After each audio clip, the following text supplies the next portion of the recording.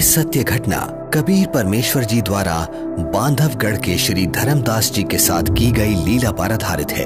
श्री धर्मदास जी का जन्म 1395 विक्रमी संवत 1452 को कार्तिक पूर्णिमा के दिन छत्तीसगढ़ के बांधवगढ़ नगर में हुआ। हिंदू धर्म के एक वैश्य कुल में जन्मे धनी धर्मदास जी के बारे में बताया जाता है कि वो इतने धनी थे कि जब कभी बांधवगढ़ पर प्राकृतिक आपदा जैसे अकाल गिरना, बाढ़ आदि आती थी तो वहां के नवाब धर्मदास जी के पूर्वजों से वित्तीय सहायता प्राप्त करते थे।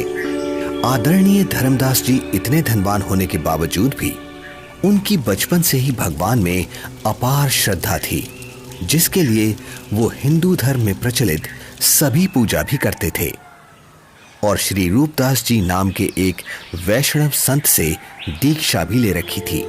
अपने गुरुदेव के बताए अनुसार वो नित्य गीता जी का पाठ करते, शालिग्राम की पूजा करते, एकादशी का व्रत करते और श्राद्ध इत्यादि भी करते थे। जब धर्मदास जी वृद्धावस्था की दहलीज पर आ गए तो उन्होंने अपनी पत्नी से तीर्थों की यात्रा करने की बात कही। आमिनी। जी स्वामी। गुरुदेव ने कहा है कि मुक्ति पाने के लिए 68 तीर्थों की यात्रा जरूर करनी चाहिए, इसलिए मैं कल तीर्थ यात्रा पर निकल रहा हूँ। मेरे जाने की तैयारी कर देना, यात्रा के लिए जरूरी सामान बांध देना। ठीक है स्वामी। आमिनी, तुम अपना ख्याल रखना। जी, आप भी अपना ध्यान रखना।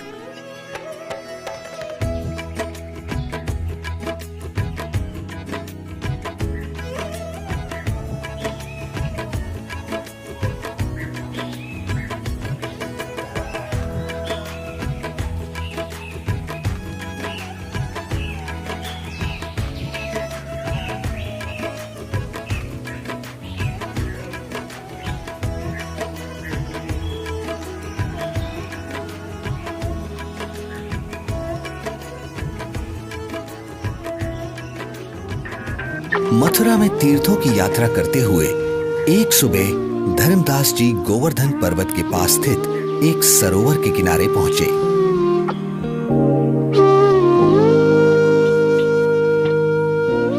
वैसे तो सरोवर का पानी बहुत ही गंदा था, फिर भी वे सरोवर में उतर जाते हैं क्योंकि कहा जाता था कि उसमें नहाने से स्वर्ग मिलता है।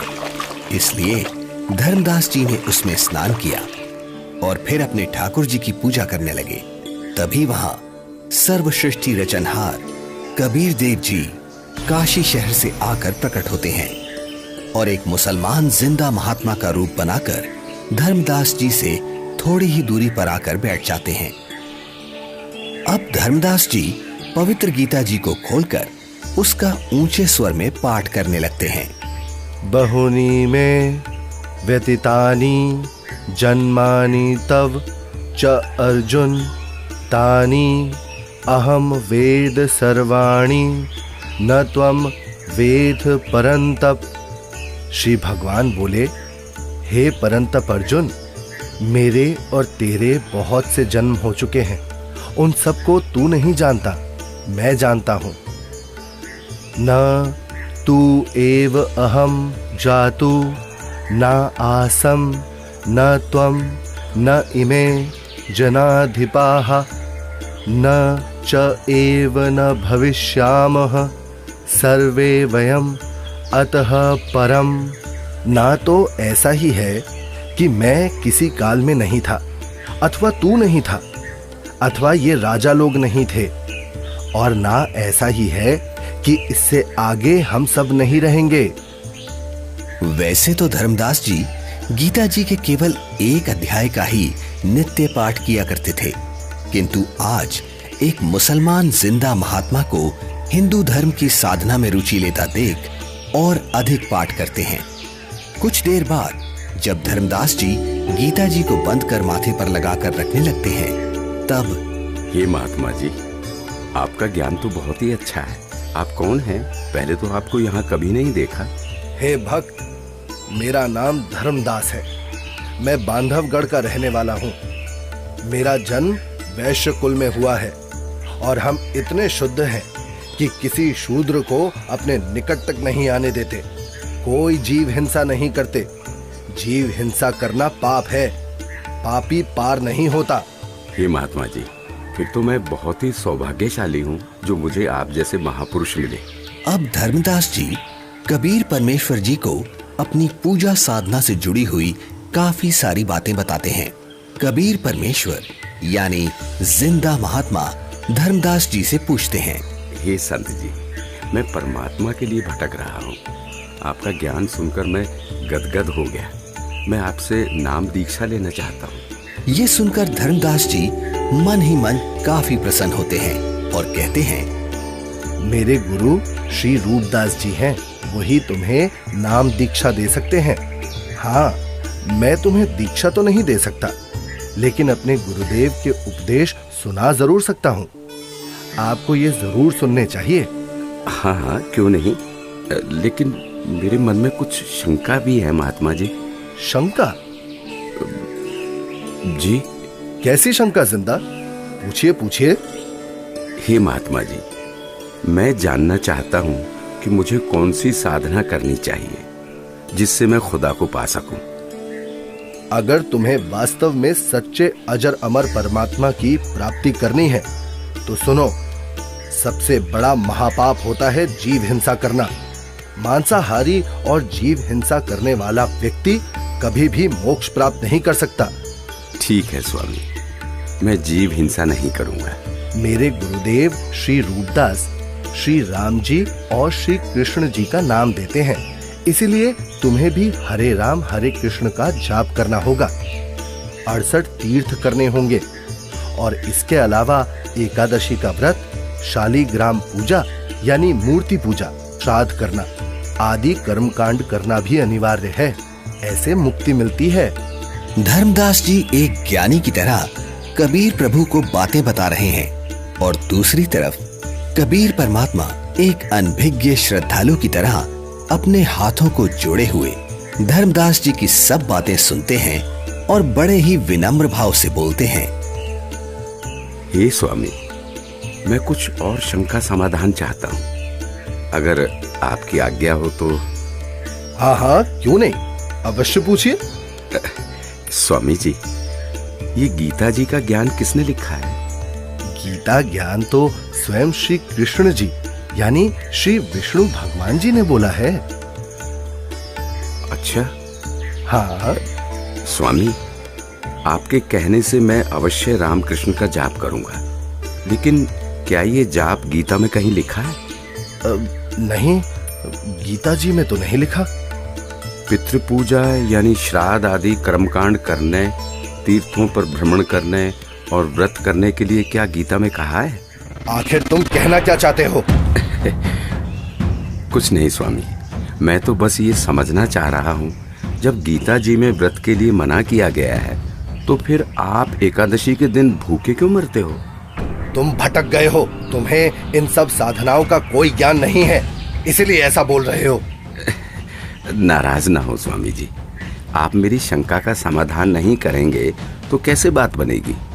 आप ही बताएं, ये सरोवर जिसमें आपने स्नान किया है, जिसको आप मोक्ष पाने का साधन मानते हैं, लेकिन इस जल के अंदर करोड़ों जीव रहते हैं जिन्हें आपने अभी स्नान करते समय अपने हाथों पैरों से रगड़ रगड़ कर मार डाला है, और स्नान के बाद जो जल आप भगवान की मूर्ति को स्नान कराने के लिए लाए, उसमें भी मूर्ति के स्नान कराने से अनेकों जीव मर गए, और आप कहते हैं कि आप जीव हिंसा नहीं करते। एक और बात स्वामी जी, यदि इस सरोवर में नहाने से आपकी मुक्ति संभव है तो फिर इस जल में रहने वाले जीव जंतुओं को तो निश्चित ही मोक्ष प्राप्त हो जाना चाहिए। हे धर्मदास, ये साधना व्यर्थ है, क्योंकि ये गीता शास्त्र के विरुद्ध है। समझ गया, अंततः तुमने अपने धर्म का परिचय दे ही दिया। तुम एक मुसलमान हो, इसीलिए ऐसी बातें कर रहे हो, क्योंकि एक मुसलमान ही हिंदू धर्म पर सवाल उठा सकता है।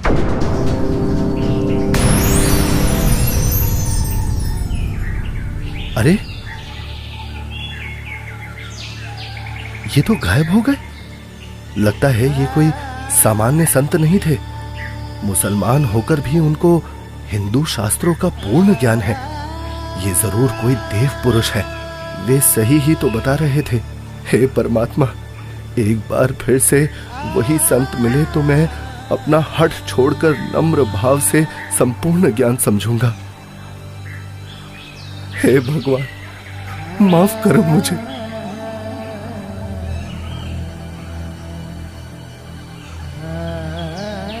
वास्तव में गीता जी में कहीं भी हरे राम हरे कृष्ण मंत्र नहीं लिखा है, अपितु पितर पूजा, भूत पूजा, देवताओं की पूजा गीता अध्याय 9 श्लोक 25 में व्यर्थ कहा है। मैं महामूर्ख, मंद बुद्धि, इतना दुर्भाग्यशाली हूं कि संपूर्ण ज्ञान सुने बिना एक महान पुरुष को नाराज कर दिया। हे भगवान, मुझे माफ करो, उस महान आत्मा से फिर मिला दो। मैं इस बार उनकी सारी बातें मानूंगा।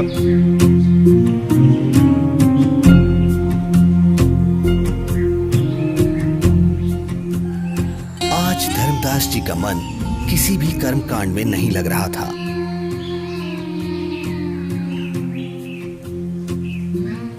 तब उन्होंने सब कार्य छोड़कर खाना बनाने के बारे में सोचा।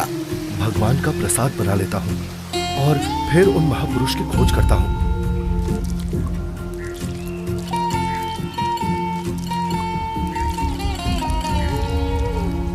हे भगवान, ये क्या अनर्थ हो गया? इस लकड़ी में तो हजारों चींटियां अंडों सहित मर गई होंगी। हे भगवान, आज जैसा अनर्थ तो कभी नहीं हुआ। बहुत बड़ा पाप कर दिया मैंने। मैं इस पाप से बने हुए भोजन को कदापि नहीं खा सकता। एक काम करता हूँ, इस भोजन को लेकर किसी साधु संत को खिला देता हूँ और स्वयं आज निराहार रहता हूँ, जिससे मैं पाप मुक्त हो जाऊंगा।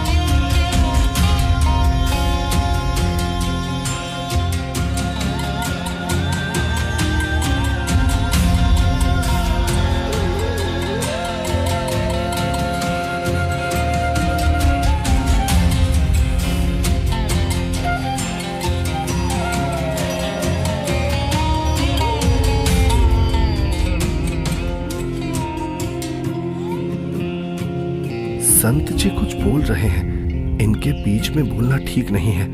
मुझे अवश्य ये सुनना चाहिए। मन तू मान सरोवर नारे, यहाँ न भटका खारे। सूरजमुखी फूल जा फूले, शंख पद्म उजियारा।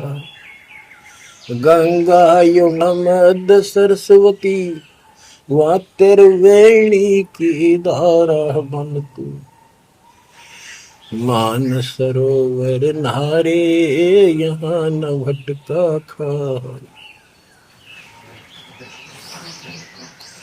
जहाँ कमोदनी चंद्रगता है, कमल कमल मद तूरा।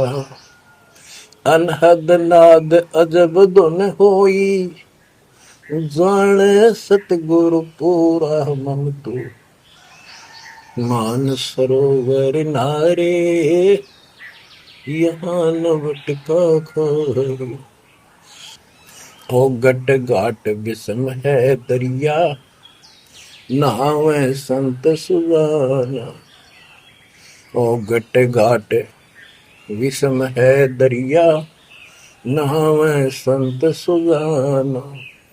मोक्ष मुक्ति के पर भी ले रे, साक्षी है ससीवाना। मन तू मान सरोवर नारे, यहाँ न भटका खारे। जावा हंस कोलाहल करते हैं, मोती मुक्ता खाही। ऐसा देश हमेश हमोरे, अमृत भोजन पाही मन तू मान सरोवर नारे, यहाँ न भटका खारे। शंखों लहरे मेहर की उपजे, कर नहीं जा कोई। शंखों लहरे वह मेहर की उपजे, कर नहीं जा कोई।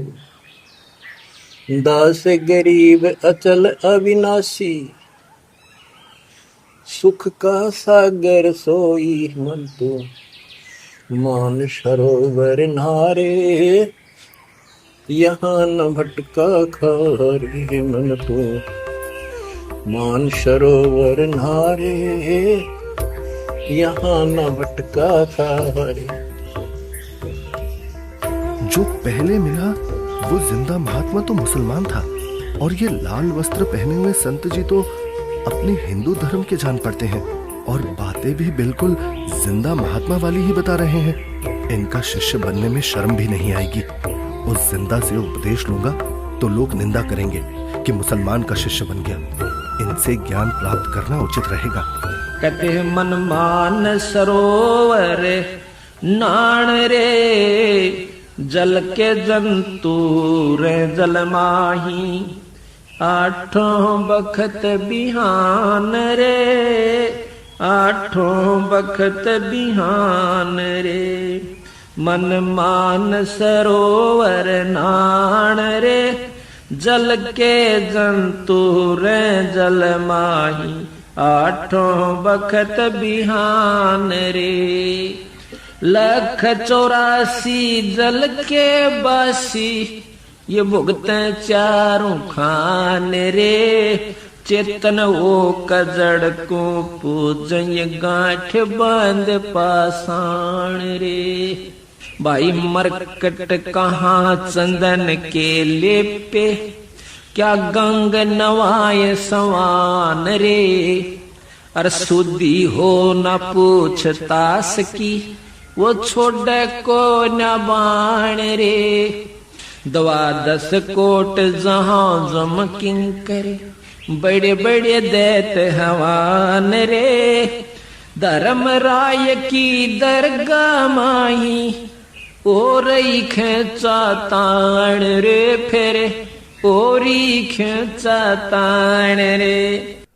मैं जो साधना कर रहा हूँ उससे यमदूतों द्वारा दिए जाने वाले कष्ट नहीं टलते। इसका मतलब ये सब साधना तो व्यर्थ है। हे महात्मा जी, कृपया भोजन ग्रहण करें। रख दे धर्मदास, बहुत भूख लगी है। इन्हें कैसे मालूम कि मेरा नाम धर्मदास है? मैं भंडारा करता रहता हूँ, शायद इसीलिए ये मुझे जानते हैं।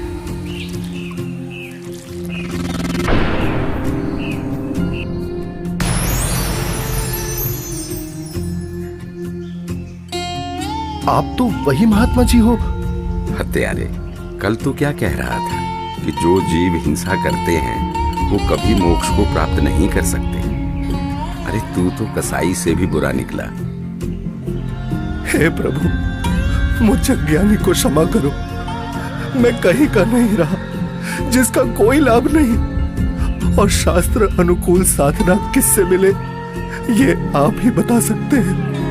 मैं आपसे पूर्ण आध्यात्मिक ज्ञान सुनने का इच्छुक हूँ। कृपया मुझ अज्ञानी पर दया करके मुझ पापी को वो तत्व ज्ञान सुनाए भगवत, जिससे मेरा मोक्ष हो सके। ठीक है धर्मदास, अब सुनो।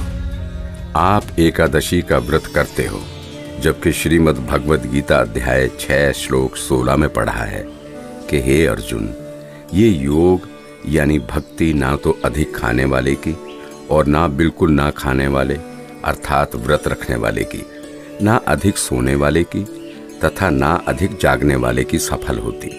इस श्लोक में व्रत रखना पूर्ण रूप से मना है धर्मदास। फिर देख अपनी गीता खोलकर। यहाँ परमेश्वर कबीर देव जी जिंदा रूप में धर्मदास जी को सृष्टि रचना सुनाते हैं और तीनों देवताओं की स्थिति से अवगत कराते हैं कि हे धर्मदास, अभी तक आप जिन भगवानों की यानी ब्रह्मा, विष्णु, महेश की भक्ति कर रहे थे, वो तो पृथ्वी, स्वर्ग और पाताल केवल इन तीनों लोकों में प्रधान है। रजगुण ब्रह्मा है, सतगुण विष्णु और तम गुण शिव जी ये मोक्ष नहीं कर सकते। आप जो भक्ति कर रहे हैं उससे कोई लाभ नहीं होगा। धर्मदास, केवल शास्त्र अनुकूल भक्ति करो। हे महात्मा, आप ये क्या कह रहे हैं? ब्रह्मा, विष्णु, महेश की भक्ति करने से कोई लाभ नहीं होगा? हम उनको कैसे छोड़ सकते हैं?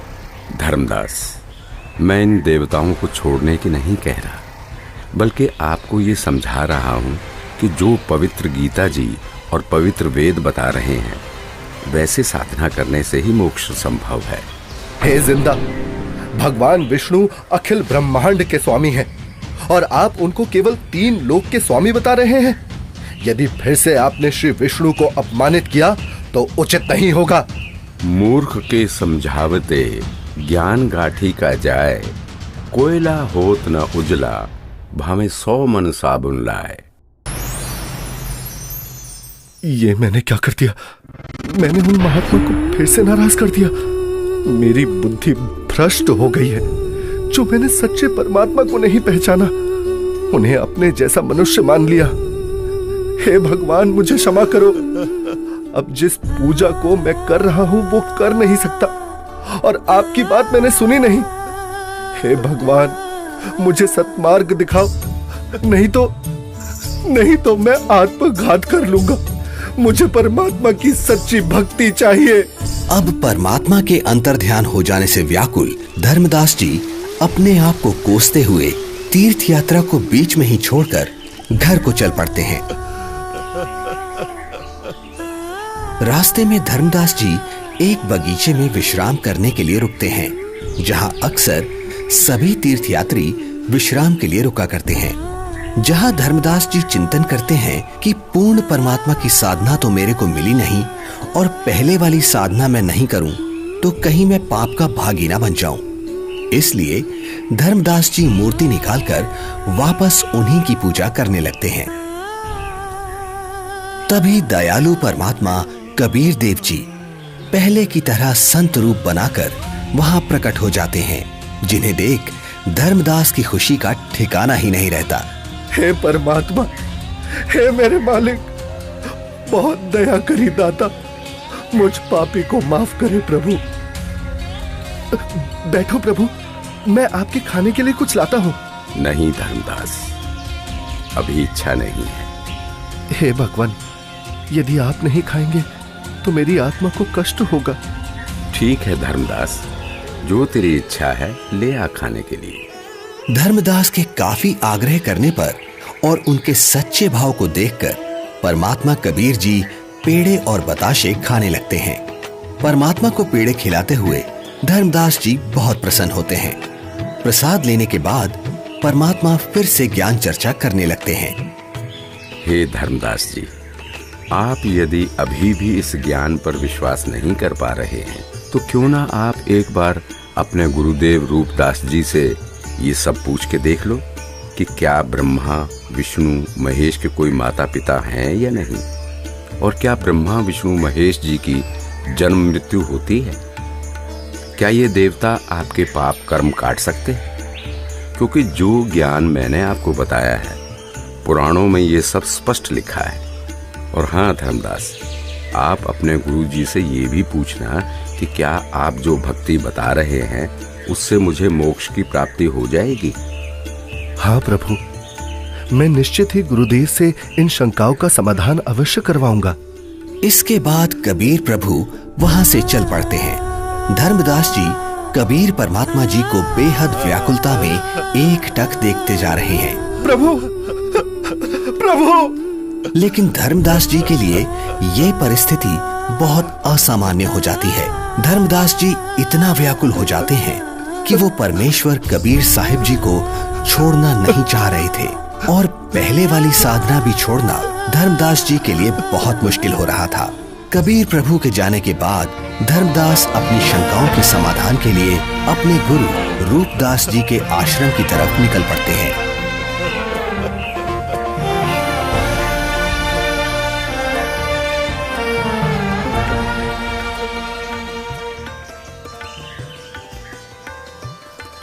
प्रणाम गुरुदेव। आशीर्वाद है भक्त। आओ बैठो। क्या बात है धर्मदास, बहुत व्याकुल दिख रहे हो। और आप तो तीर्थ यात्रा पर गए थे ना? गुरुदेव, मेरे मन में कुछ शंका है, कृपया उनका समाधान कीजिए। कहो धर्मदास, क्या शंका है आपकी? हे गुरुदेव, सृष्टि का रचयिता कौन है? क्या भगवान विष्णु से ऊपर भी कोई प्रभु है? वो कहाँ रहता है? उसका क्या नाम है? उसकी पूजा की विधि क्या है? और गुरुदेव, क्या आपने जो भक्ति साधना मुझे बताई है, क्या उससे मेरा मोक्ष हो जाएगा? हे धर्मदास, आज तुम ये क्या बोल रहे हो? ऐसा ज्ञान तुम्हें किसने सिखा दिया?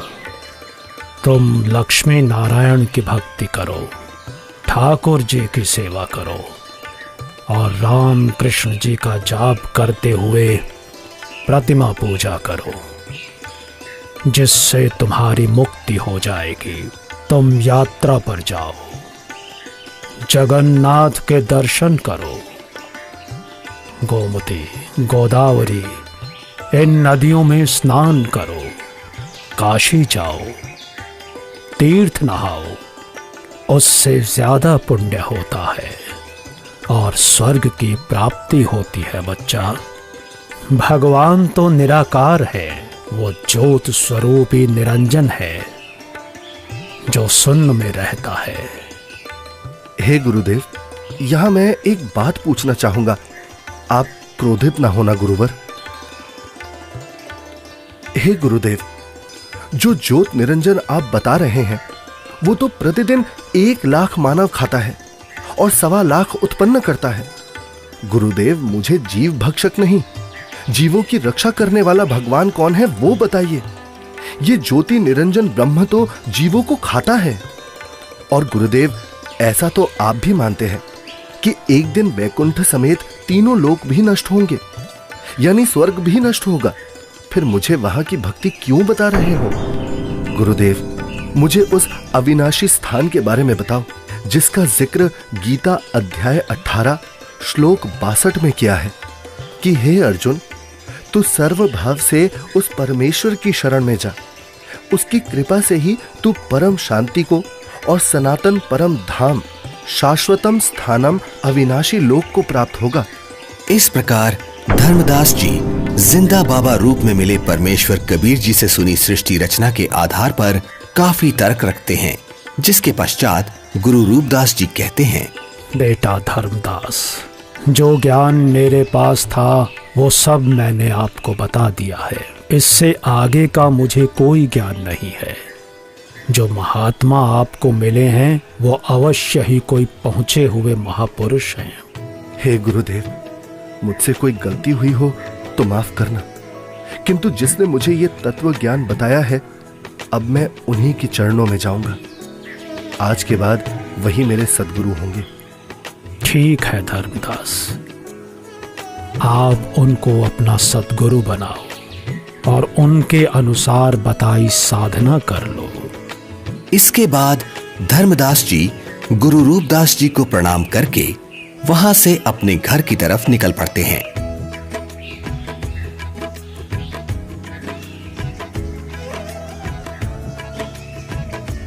रास्ते में जाते जाते अब धर्मदास के मन में एक शंका ये भी उत्पन्न हुई कि हिंदू धर्म इतना बड़ा है, क्या किसी को गीता का यथार्थ ज्ञान नहीं होगा?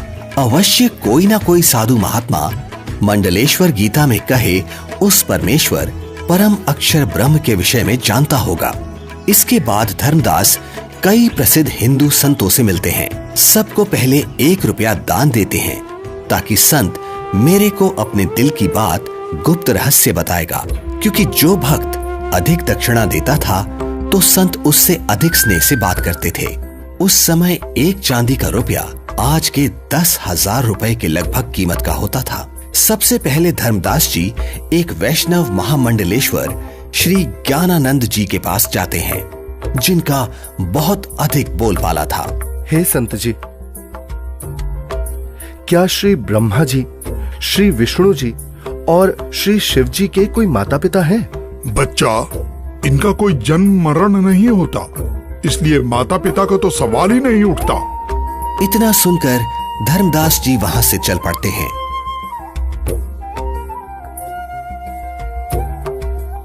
जहां कुछ दूरी पर धर्मदास जी को एक बहुत बड़े विद्वान महात्मा का पता चलता है, जो कि काशी विद्यापीठ से पढ़कर आए हैं और वे शास्त्रों के पूर्ण विद्वान हैं। धर्मदास जी महात्मा के पास जाते हैं और दक्षिणा देकर पूछते हैं, महात्मा जी, गीता जी के अध्याय 18 श्लोक 62 में भगवान श्री कृष्ण ने अपने से अन्य किस परमेश्वर की शरण में जाने को कहा है? भगवान श्री कृष्ण अर्जुन को अपनी ही शरण में जाने को कहते हैं भक्त। श्री कृष्ण जी से ऊपर कोई भगवान नहीं है। इस प्रकार धर्मदास जी बहुत से संत महंत मंडलेश्वरों के पास जाते हैं और सभी से एक जैसे ही प्रश्न करते हैं, किंतु उत्तर किसी का संतोषजनक नहीं मिलता। कोई विष्णु जी को सर्वे सर्वा बताता है तो कोई शिव जी को करता धरता और कुछ तो परमात्मा को निराकार ही बताने वाले मिल जाते हैं। हे भगवान, जीवन नष्ट हो जाता यदि मैं इन संतों से इनके ज्ञान की परीक्षा ना लेता और ये परम संत ना मिलता। यह सोच धर्मदास जी जिंदा महात्मा रूप परमेश्वर को याद करते हुए घर की ओर चल पड़ते हैं।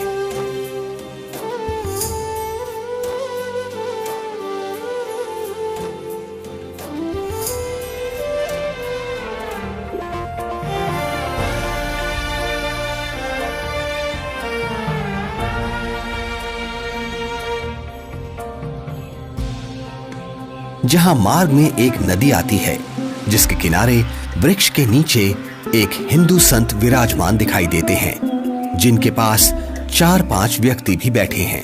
धर्मदास जी भी विश्राम करने के उद्देश्य से संत के पास कुछ दूरी पर वृक्ष के नीचे छाया में दूर से ही राम राम करके बैठ जाते हैं। लगता है मुझे इस साधु से भी प्रश्न करना चाहिए। अरे नहीं, जब बड़े बड़े मंडलेश्वरों को ज्ञान नहीं, जिनके पास हजारों शिष्य हैं, तो फिर इसके पास तो क्या ही होगा। यहाँ तो बस 4-5 वृद्ध ही तो बैठे हैं। आदेश महाराज, आदेश। हे धर्मदास, हिंदू मंडलेश्वरों ने बता दिया वो परमेश्वर कौन है। मुझ पापी अवगुण हारे को क्षमा करो महाराज, मैंने बड़ी भारी भूल की है। आपने सृष्टि रचना का ज्ञान जो बताया है, उसके सामने सभी संतों का ज्ञान ऐसा है जैसे सूरज के सामने दीपक। धर्मदास, तेरे मन में अन्य संतों से ज्ञान जानने की प्रेरणा मैंने ही की थी। यदि आप इन सब के अज्ञान से परिचित नहीं होते तो फिर भी मेरे ऊपर विश्वास नहीं करते, सोचते रहते कि और संतों के पास भी जाना चाहिए। ये कैसे हो सकता है कि मुसलमान को ज्ञान है, हिंदुओं को नहीं। अब तुम पूर्ण विश्वास करोगे, इसलिए पूर्ण लाभ मिलेगा। मेरे को एक अन्य संत मिला, उसने भी यही आप वाला ज्ञान बताया था। मुझे लगता है वो आप ही हो, आपने रूप बदल रखा है। हे धर्मदास, मैं उनका शिष्य हूँ, वे मेरे गुरु हैं, वे काशी में रहते हैं। यहाँ धर्मदास व जिंदा रूपी परमात्मा की बहुत ज्ञान चर्चा हुई, जिसके बाद मैं अब सतगुरु के दर्शन करने जा रहा हूँ, आज्ञा दो। मुझे सतलोक के दर्शन करा दो, बिना देखे मुझे शांति नहीं होगी। हे धर्मदास, आपको गुरुजी से दीक्षा दिला दूंगा, फिर भक्ति करना। हे जिंदा, आप ही सब कुछ हो, अपने आप को छुपा रहे हो। मुझे सतलोक दिखाओ ताकि मेरी आत्मा को संतोष हो। धर्मदास, नाम लेकर भक्ति करो। जब शरीर छोड़कर जाओगे तो आप वहां सतलोक देखना। हट क्यों कर रहे हो? मैं कितना दुष्ट हूं कि मैंने परमात्मा पर विश्वास नहीं किया, और अब पता नहीं वो फिर दोबारा दर्शन देंगे या नहीं। रोते रोते धर्मदास जी अपने घर पहुंच जाते हैं।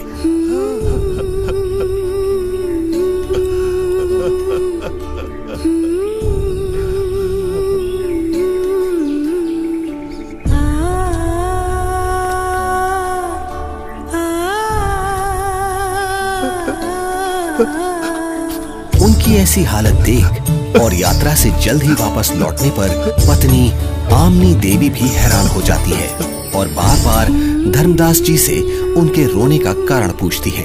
लेकिन धर्मदास जी उन्हें कुछ नहीं बता पाते, केवल रोते ही रहते हैं। फिर काफी देर बाद, क्या हुआ स्वामी, क्या हुआ? कुछ तो बताइए, आखिर क्या हुआ आपके साथ? लगता है इनके पैसे किसी ने लूट लिए हैं। क्यों कच्चा मन कर रहे हो जी? किसी ने यात्रा में आपका धन लूट लिया तो कोई बात नहीं, आपके पास धन की कमी थोड़ी है, और ले जाना, भगवान ने बहुत दे रखा है।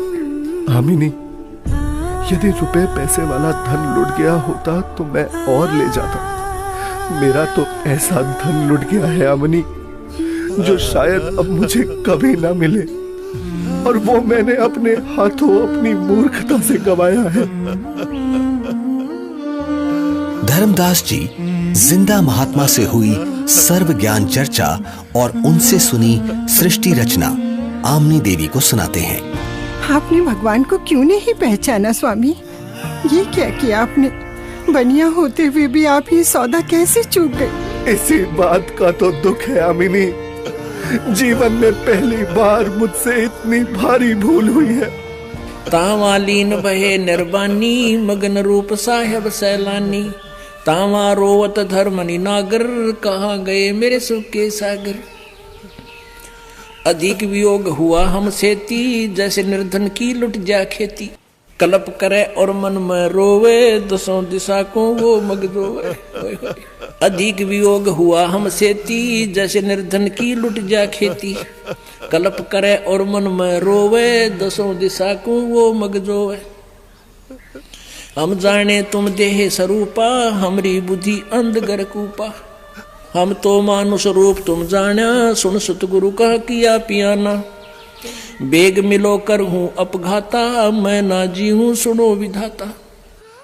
अगम ज्ञान कुछ मोहे सुनाया, मैं जी हूँ नहीं अवगत राया। बेग मिलो कर हूँ अपघाता, मैं ना जी हूँ सुनो विधाता। अगम ज्ञान कुछ मोहे सुनाया, मैं जी हूँ नहीं अवगत राया। तुम सतगुर अवगत अधिकारी, मैं नहीं जानी लीला थारी। तुम अवगत अविनाशी साईं, फिर मोको कब मिलो गोसाई। कमर कसी धर्मदास को पूरब पंथ पयाने, गरीबदास रोवत चले वो बांधो गुड़ अस्थाने। अब धर्मदास रोजाना अपने घर के आसपास, जंगलों में, नदियों के पास, नगरों में और दूसरी अलग अलग जगह पर काफी सारे धर्मगुरु, संत, महंत, मंडलेश्वर, आचार्य, शंकराचार्य के पास जा जाकर परमात्मा को ढूंढने लगे। कहीं वेश बदल कर बैठे हों, इसलिए प्रश्न भी करते कि श्री ब्रह्मा जी, श्री विष्णु जी, श्री शिव जी के माता पिता कौन है, वो परमात्मा कौन है। परंतु उत्तर ठीक नहीं होता था। तो स्पष्ट था ये साधु संत परमात्मा जिंदा नहीं है। 6 महीने तक जिंदा बाबा नहीं मिले। तब एक दिन, हे स्वामी, आप ऐसे मत रोइए, भला रोने से कोई समाधान थोड़ी ना होगा।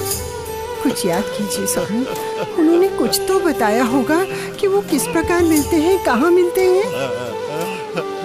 हाँ, याद आया आमिनी, उन्होंने ज्ञान चर्चा करते समय बताया था। जहाँ कहीं भी धर्म भंडारे चल रहे होते हैं, मैं वहाँ जरूर उपस्थित होता हूँ और अपनी प्यारी आत्माओं को ज्ञान समझाता हूँ। धर्मदास, क्या धर्म भंडारा? फिर तो स्वामी क्यों ना हम धर्म भंडारा ही करवा दें। हाँ, यही सही है। 3 दिन का धर्म भंडारा करते हैं।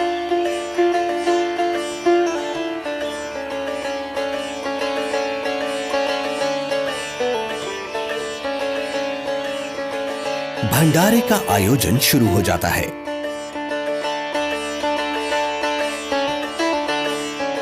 दूर दूर से साधु महात्मा भंडारे में आने लगते हैं।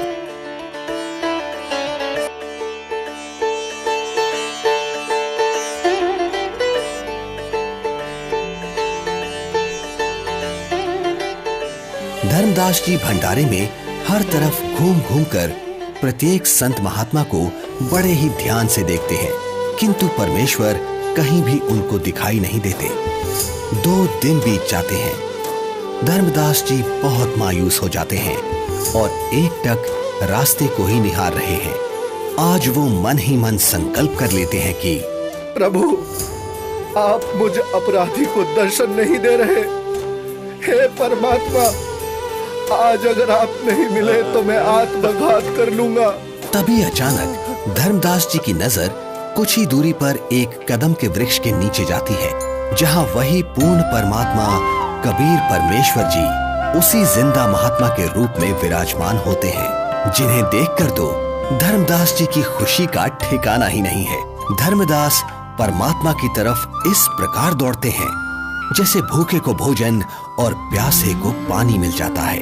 हे परमात्मा, हे भगवान, अब मैं आपको कहीं जाने नहीं दूंगा। मेरी भूल क्षमा करो प्रभु। मैं बस आपकी ही भक्ति करना चाहता हूँ। मैं भविष्य में कोई गलती नहीं करूंगा। हे दीनदयाल, मुझे अज्ञानी को माफ कर दो। मैंने अज्ञानतावश आपको बहुत कटु वचन बोले। मुझे माफ करो परवरदिगार, मुझे माफ करो। जब धर्मदास जी ने अपनी गलती की क्षमा मांगी और कभी ऐसी गलती ना करने का बार बार वचन दिया, तब परमात्मा धर्मदास जी के घर गए।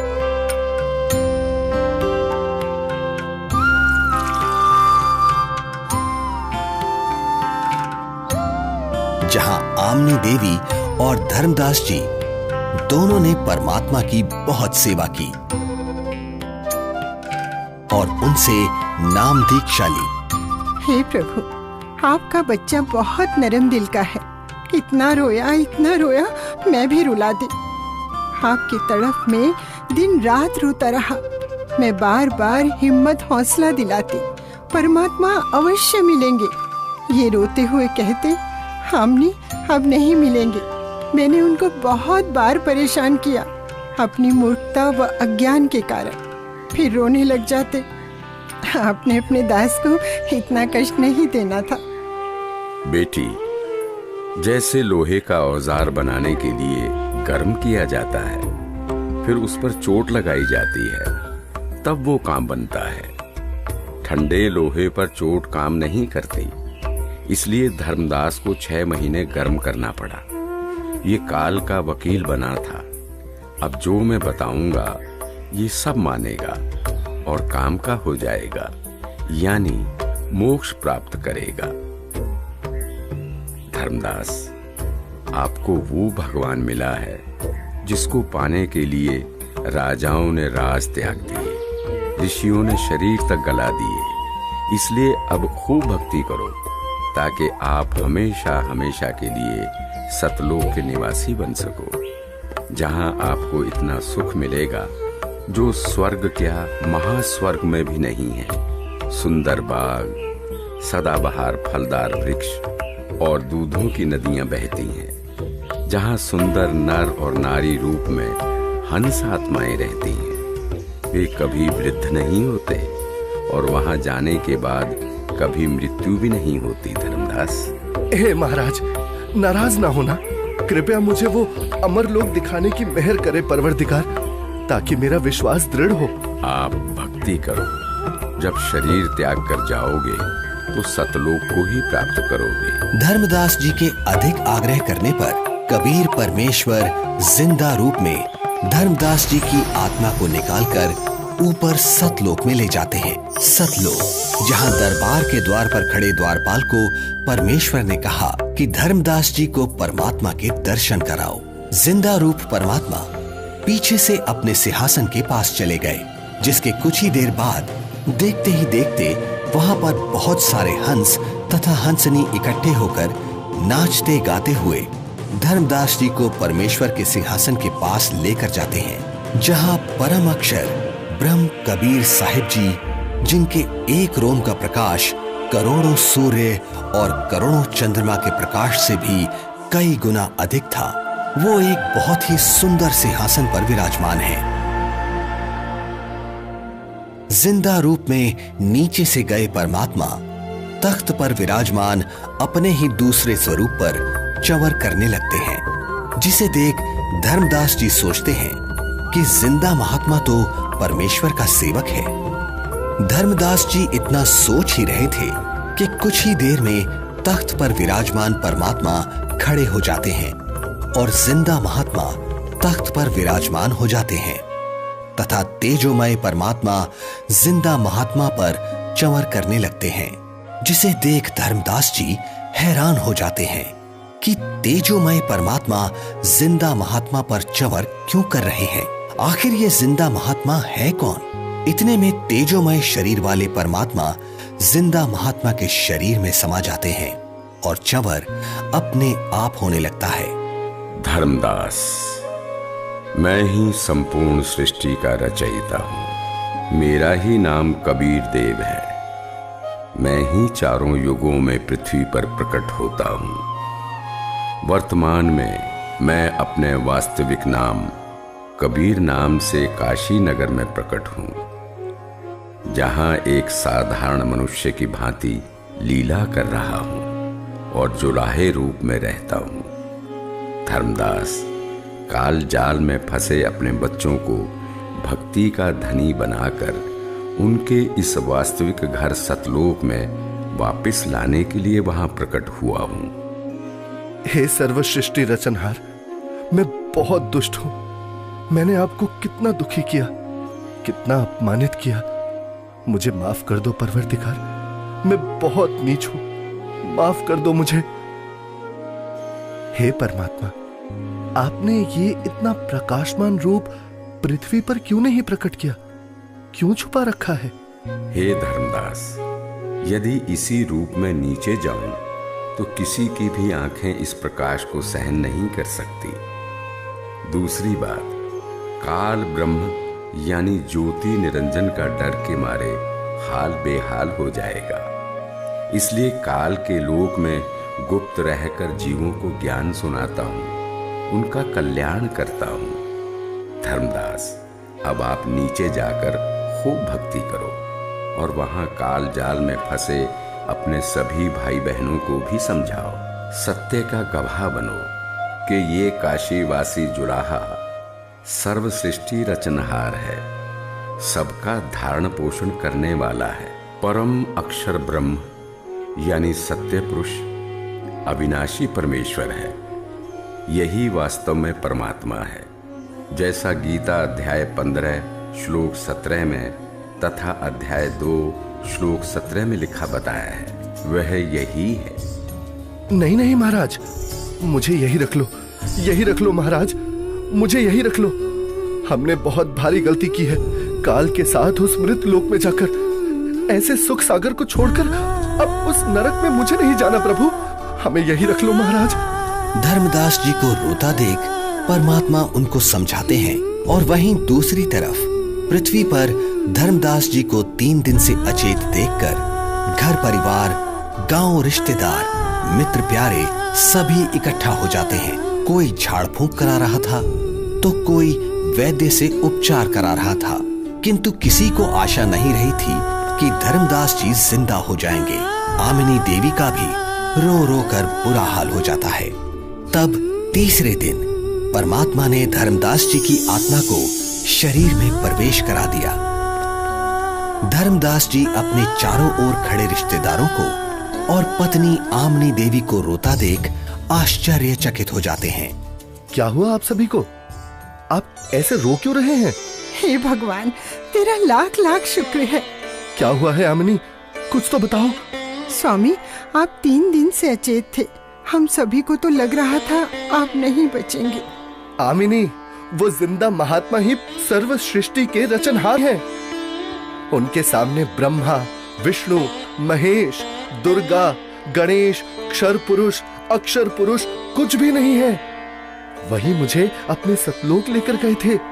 वहां हम सभी के बड़े बड़े महल हैं, दूधों की नदियां, सदाबहार फलदार वृक्ष हैं।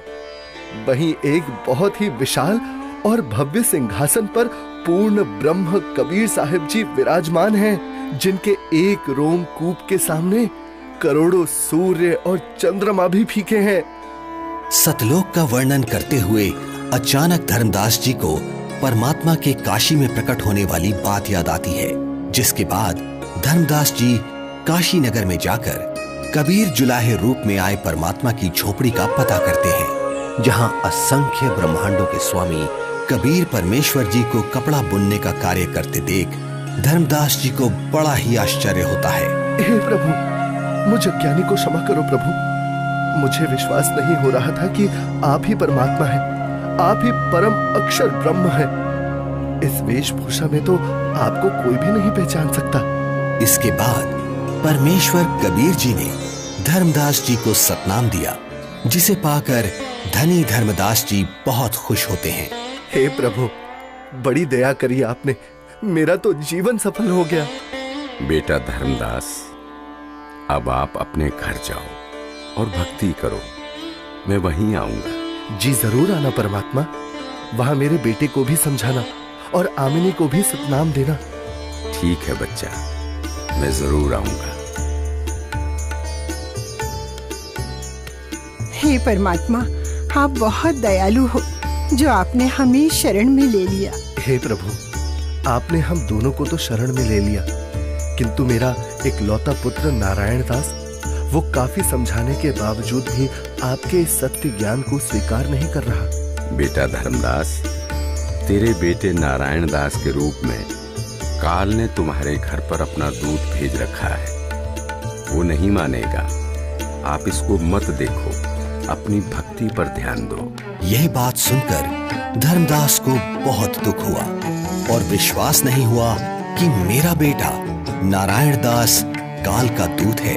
परमात्मा समझ गए कि धर्मदास पुत्र मोह में अपना जीवन नष्ट करेगा। धर्मदास, आप पुत्र को बुलाओ, मैं भी समझाता हूँ। बच्चा है, मान जाए तो। बेटा नारायण दास, आज गुरुजी आए हैं, उनके चरण स्पर्श कर आशीर्वाद ले ले, तेरा भी कल्याण हो जाएगा बेटा। पिताजी, आपके ऊपर इस जुलाहे ने जादू कर दिया है, आपका दिमाग खराब कर दिया है। आपने देवी देवताओं व पितर पूजा छोड़ दी है। मैं उसकी शक्ल भी नहीं देखना चाहता। बेटा, एक बार चल, फिर ना जाना। धर्मदास जी के अधिक आग्रह करने पर नाराज अवस्था में नारायण दास चल पड़ता है। जाकर थोड़ी दूरी पर कमरे में सतगुरु के सामने बैठ जाता है। परमात्मा समझाने लगते हैं, किंतु नारायण दास कुछ भी समझने को तैयार नहीं होता। बेटा, पूर्ण परमात्मा की भक्ति करो, आपका भी मोक्ष हो जाएगा। मैंने नहीं सुननी आपकी झूठी कहानी। धर्मदास, देख, बेटा नारायण दास कितना सुंदर है, भोला भाला है।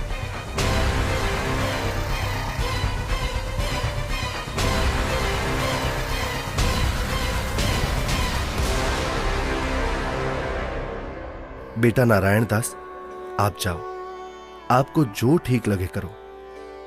हे भगवान, मेरा वंश तो काल का वंश बन गया, दया करो दाता, अब मेरे वंश का क्या होगा?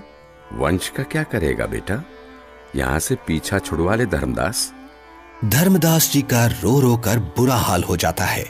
तब कबीर परमात्मा जी अपना आशीर्वाद भरा हाथ धर्मदास जी के सिर पर रखते हुए कहते हैं, ठीक है धर्मदास, तेरे घर पर मैं अपना हंस भेजूंगा। तू वंश की चिंता करता था धर्मदास, तेरा 42 पीढ़ी तक वंश चलेगा, तू चिंता मत कर। तुम्हारे घर पर एक पुत्र उत्पन्न होगा, उसका नाम चूड़ामणि रखना। इस उम्र में बच्चा?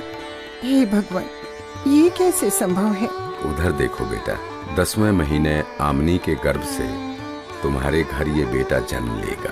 धर्मदास जी को कुछ विश्वास और कुछ अविश्वास होता है, किंतु परमेश्वर की दया से आमनी देवी के गर्भ से 10वें महीने एक बच्चा पैदा होता है, जिसका नाम चूड़ामणि रखा जाता है। बड़ी दया करी दाता, जो आपकी हंस आत्मा हमारे घर आई। हे भगवान, दया करना कि मेरे वंशज आपकी भक्ति में ही लगे रहे। धर्मदास, ज्योति निरंजन अर्थात काल मेरे नाम से 12 पंथ चलाएगा और तेरे वंश वाले 6ठी पीढ़ी में जाकर मेरी बताई सत्य भक्ति को करना छोड़ देंगे। वो उन काल के चलाए नकली 12 पंथों में से जो 6ठा टकसारी पंथ होगा, उसकी साधना करना शुरू कर देंगे, जो काल में डुबोने वाली ही होगी। हे परमात्मा, दया करो अंतर्यामी, उनका उद्धार कैसे होगा? दया करो। हे धर्मदास, काल द्वारा चलाए जाने वाले 12 पंथों में 12वां पंथ का प्रवर्तक संवत 1774 में जन्म लेगा। उस पंथ समेत सब 12 पंथों के पंथी मेरी वाणी का गलत अर्थ लगाकर गलत साधना करेंगे। असंख्य जन्म तक सतलोक नहीं जा सकेंगे। उसी 12वें पंथ में हम ही प्रकट होंगे। हम गुप्त रूप से लीला करेंगे। धर्मदास, मैंने तेरे को 42 पीढ़ी तक तुम्हारा वंश कलयुग में चलने का आशीर्वाद दिया। तेरे वंश वालों का उद्धार मेरे द्वारा भेजे जाने वाले मेरे कृपा पात्र महापुरुष से होगा। जिस समय कलयुग 5505 वर्ष बीत जाएगा, तब वो महापुरुष मेरा भेजा हुआ आएगा। अर्थात उसे मुझे ही समझ, वो सारे संसार के प्राणियों का उद्धार करेगा। उस समय तेरे बिंद वाले यानी तेरी 42 पीढ़ी वाले हों या सारा संसार, जो भी उससे नाम दीक्षा लेगा उन सबकी मुक्ति हो जाएगी। मेरा आशीर्वाद है। आज वर्तमान में स्वयं कबीर परमात्मा के अवतार बंदी छोड़ सतगुरु रामपाल जी महाराज आए हुए हैं, जो कि सर्व समाज को सतभक्ति प्रदान कर रहे हैं, जिनसे नाम दीक्षा लेकर भक्ति करने से सर्व सुख व पूर्ण मोक्ष की प्राप्ति होती है। सत साहिब जी।